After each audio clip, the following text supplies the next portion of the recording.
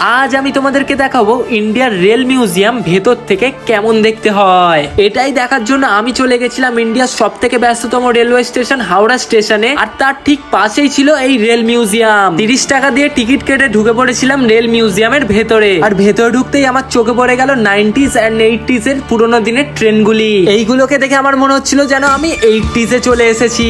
80s and 90s এর ট্রেনগুলো যে ভেতর দিয়ে এতটা এক্সপেন্সিভ সেটা আমার জানা ছিল না। আর এইগুলোকে দেখে নিয়ে চলে গেলাম হাওড়া স্টেশনের ফার্স্ট কপি দেখার জন্য।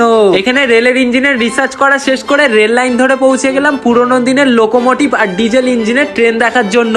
আর এখানের একটা জিনিস থেকে তো আমি পুরো অবাকই হয়ে গেলাম, পাকিস্তানের ইস্ট রেলওয়ের একটা পুরোনো দিনের ইঞ্জিনও এখানে রাখা ছিল।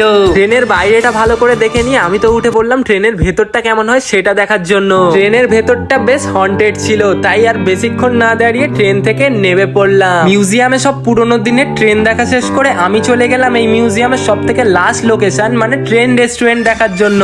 বাইরে থেকে দেখে বোঝাই যাচ্ছিল না যে এটা ট্রেনের মধ্যে একটা রেস্টুরেন্ট। ট্রেনের একদম ভেতরে ঢোকার পরে বুঝতে পারলাম এই ট্রেনটা তো অনেক এক্সপেন্সিভ। এরপর এখানে মেনু কার্ড নিয়ে আমি একটা স্যান্ডউইচ অর্ডার করে দিলাম, যেটার দামও ছিল বেশ এক্সপেন্সিভ। এরপরে আমাদের স্যান্ডউইচ চলে এলো, আর সেটা খেয়ে আমরা দুপুরের লাঞ্চ করা কমপ্লিট করলাম। তোমরা চ্যানেলটাকে সাবস্ক্রাইব করে নাও যাতে আমরা এইরকম ভিডিও আরো বানাতে পারি।